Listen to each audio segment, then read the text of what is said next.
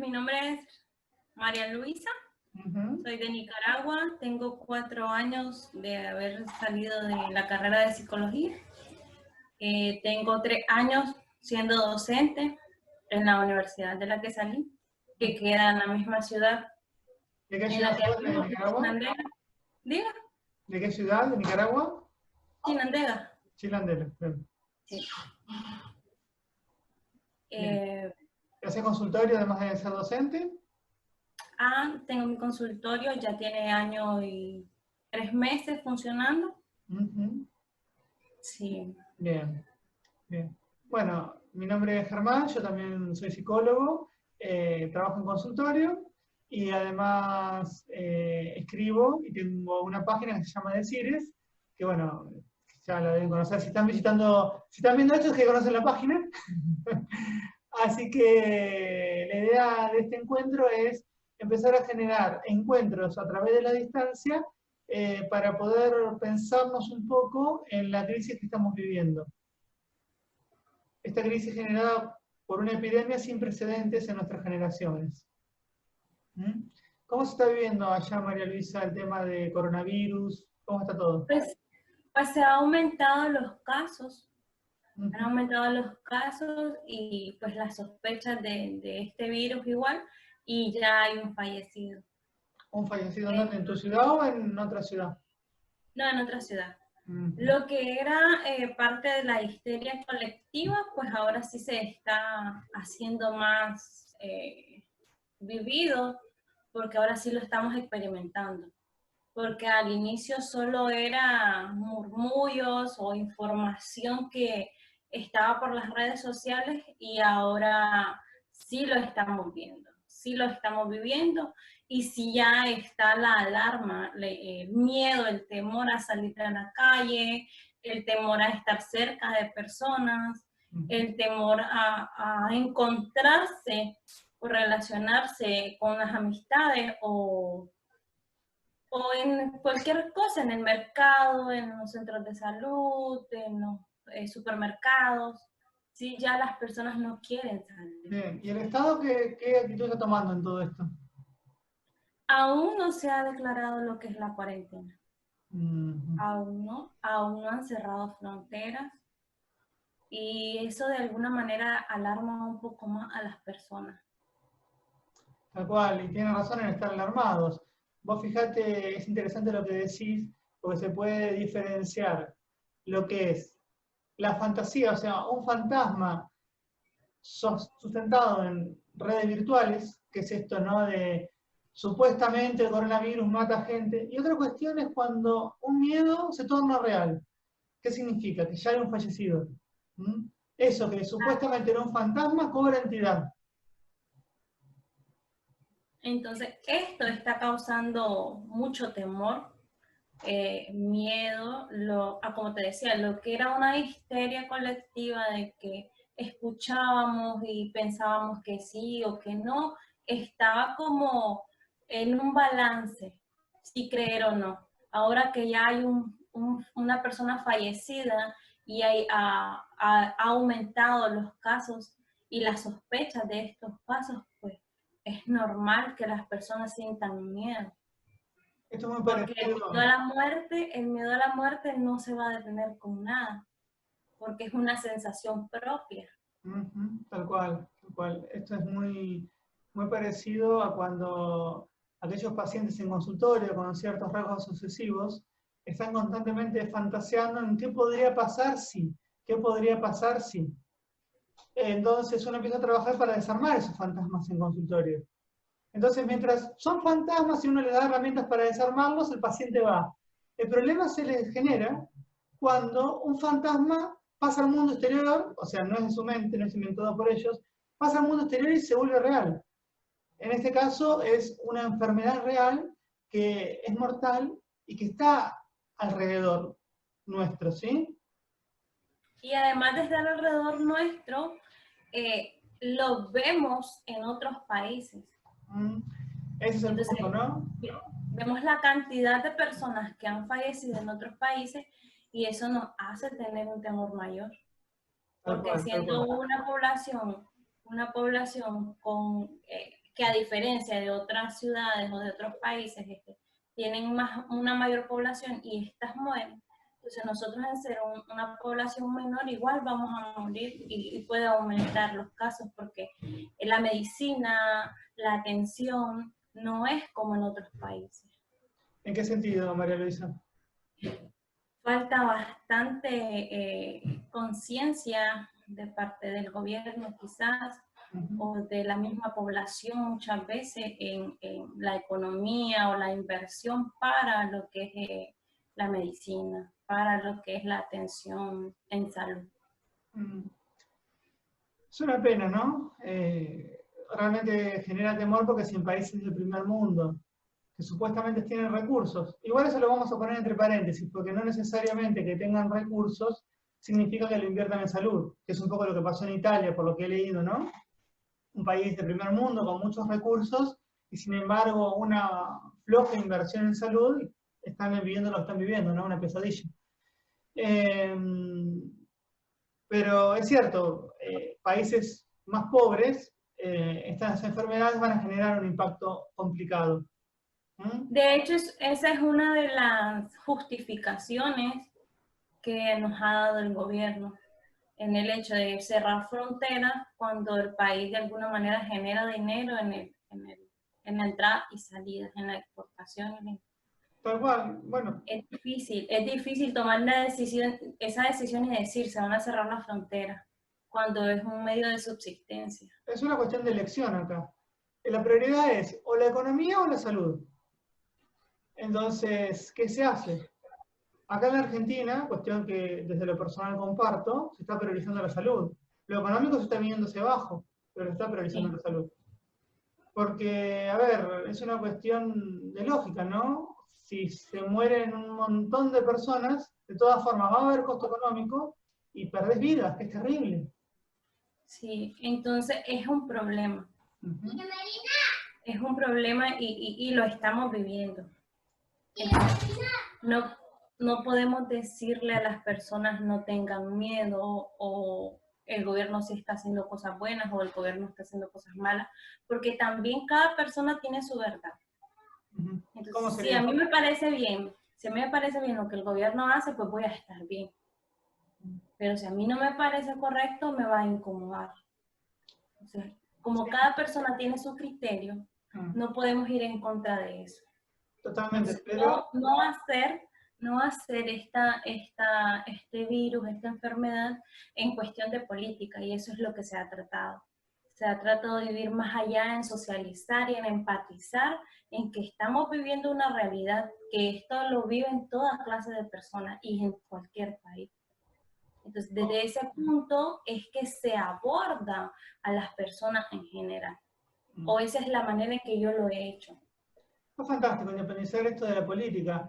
El punto es que va a llegar un momento en el cual, cuando esto adquiera, que ya está empezando a pasar, cuando empiecen a haber más muertes, automáticamente se va a independizar de la política. ¿Por qué? Porque la gente va a tener miedo de morirse. Entonces, Claro. cuando el miedo se torna real, no un muerto, cuando haya, ojalá que no pase, pero cuando haya 500, 1000, que puede llegar a pasar lamentablemente, si no se toman las medidas de prevención rápido, ahí sí se va a independizar de la política. Acá en la Argentina estamos con una cuarentena obligatoria ya hace 8 días.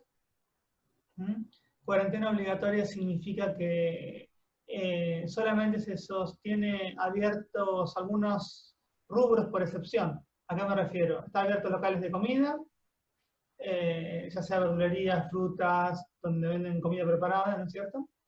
Están abiertos las farmacias, que es para comprar medicamentos. Ferreterías, que es donde compras cuestiones para la casa, el hogar, ¿no es cierto?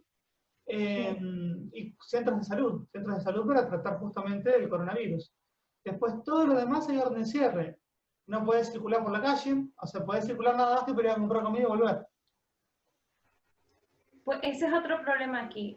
Algunas personas están en autocuarentena. Personas que tienen un nivel económico sostenible y que no les va a hacer falta o no van a carecer. Pero en la mayoría, por lo menos en la ciudad donde vivo, las personas viven del comercio. Entonces, si ellas no venden, no van a comer.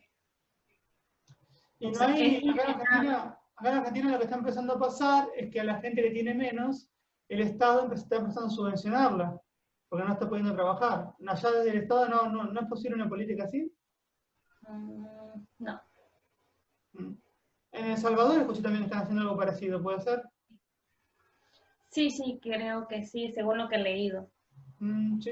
Entonces, las personas igual, aunque yo considero de que aunque las personas, el gobierno de alguna manera les apoye, ellos no van a dejar de ir, porque es un estilo de vida.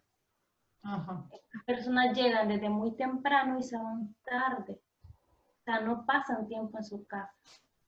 Bueno. Hace un estilo de vida de muchos años y es dejar esos hábitos y reconstruirse en base a lo que estás necesitando, les va a ser muy difícil. Y he escuchado comentarios en los que dicen, no, es que yo no puedo quedarme en casa. ¿Por qué no pueden quedarse en casa?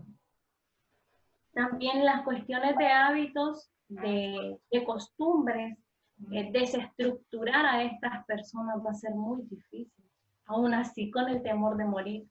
Bueno, está siendo difícil, pero acá en Argentina no quedó otra y lo que tuvieron que hacer es volver a las casas. Se produjo una caída de hábitos sin precedentes acá en Argentina. ¿Qué significa? Significa esto que decís vos, que, a ver, estábamos acostumbrados a un ritmo en el cual uno desayunaba en la casa, se iba y volvía a la noche. ¿Sí? De pronto nos dijeron, eso se acabó. Por una cuestión de preservar la vida y de salud, tienen que quedarse en sus casas. Lo cual está trayendo un montón de inconvenientes. No solamente... Sí. No solamente... dale. Creo que de aquí a unas semanas o días va a tocar eso. Y creo que el gobierno sí va a mostrar. Porque esto va en aumento. Tal cual. Es que muchas veces no es elección. O sea, no queda otra. No queda otra y el mundo está actuando así. Te decía, entonces cuando las personas se ven empujadas a las casas, lo que está pasando es que la convivencia se torna muy difícil. Muy tensa. Muy tensa, exactamente, porque uno estaba acostumbrado a convivir más con los compañeros de trabajo que con la propia familia, aunque suene loco, pero es real. En tiempo concreto, despierto, uno estaba casi siempre con los compañeros de trabajo. Venía a la casa, cenaba, se acostaba, dormía, desayunaba y se iba. Ese era más o menos el ritmo de la gran mayoría de la población. Hoy en día les dicen, convivan muchachos, convivan familia. Y esa convivencia se está tornando muy tensa y están empezando a aflorar dificultades preexistentes que al estar separados no aparecían, o están empezando a aflorar nuevas dificultades propias de los vínculos estando mucho tiempo juntos, ¿no? De hecho, he estado leyendo que en países como en México hay un alto índice de divorcios debido a la cuarentena. ¿Y qué pasa? No nos damos el tiempo, vivimos una vida apresurada en que no nos damos el tiempo de preguntarle a la otra persona cómo se siente, o cómo le está yendo, o cómo está, el simple hecho de preguntarle cómo está. Entonces, al estar juntos, lo que hace es como que todo aquello que habías perdido o que no te dabas cuenta está aflorando. Entonces, sentimientos y emociones que no habías trabajado con la otra persona están saliendo a flor ahorita, están aflorando, y es ahí donde resentimiento, enojo, rabia, angustia están saliendo. Entonces, entre los matrimonios se están dando, entre la relación padre-hijo se están dando. ¿Por qué? Porque creamos un hábito constante en el que el trabajo es lo primero, porque hay que llevar dinero a casa, hay que tener comodidades, pero ¿dónde está la parte del afecto, la parte del amor, de la protección? No la encontramos. Totalmente de acuerdo, muy, muy interesantes palabras. Ahora, no nos damos el tiempo o muchas veces los trabajos son excusas para huir de los hogares y que sirvan para sostener vínculos. Muchos vínculos justamente se sostienen, aunque suene curioso, en la no convivencia.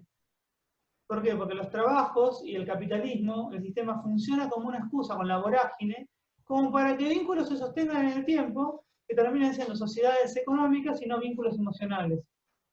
¿Mm? Escuchaba el otro día, a un paciente que decía de que las relaciones entre parejas se daban por algún beneficio. Tal cual. Entonces, las personas están juntas por un beneficio. Y es lo que están diciendo ahorita. Hay muchas parejas que están juntas por dar una buena imagen o porque el ser la pareja de la otra persona me da un estatus o por ya sea la parte económica o porque yo manipulo a la otra persona. Tal cual. Y tengo su atención. No sabes la cantidad de pacientes casados y casadas con novios y novias que tengo. O sea, un montón de pacientes que estoy atendiendo están casados y a la sociedad tienen una vida de pareja estable, bella, y cada uno tiene sus novios y sus novios por fuera. ¿Sí? Eso está dando mucho hoy en día. O sea, como decíamos recién, ya sea por apariencia o por una cuestión económica, funcionan como sociedades más que como vínculos reales. Está el matrimonio y la familia y los vínculos con emociones por fuera. El mundo exterior de la familia se ha transformado en una cuestión de sostén emocional vincular.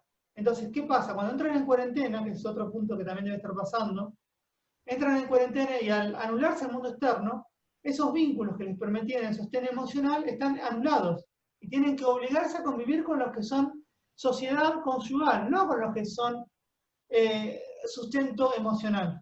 Y ahí se están haciendo más cortocircuitos todavía.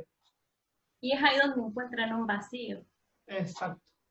Es ahí donde encuentran los vacíos en el que no te sentís bien con la otra persona.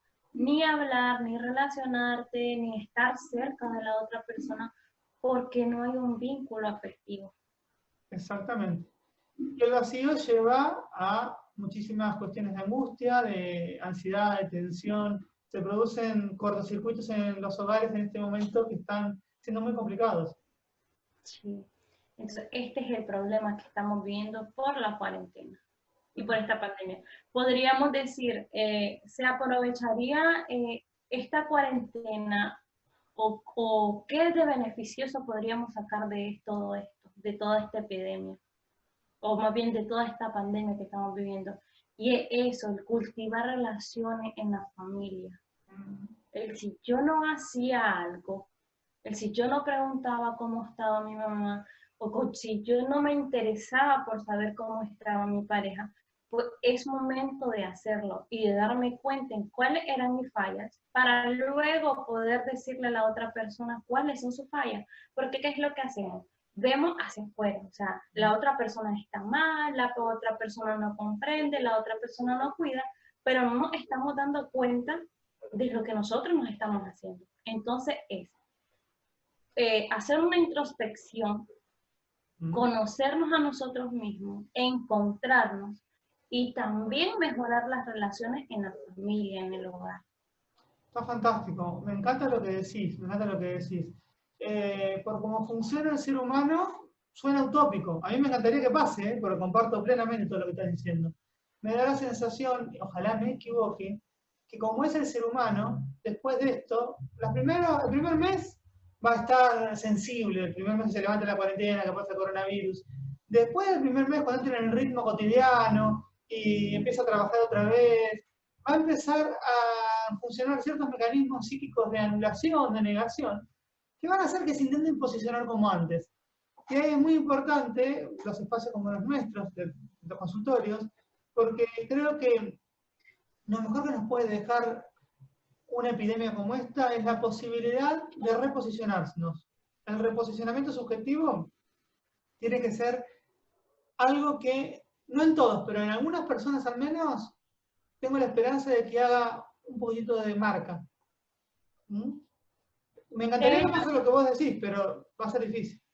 Como todo en la vida, siempre va a haber alguien que se quede con algo y van a haber un montón que lo van a dar por entendido.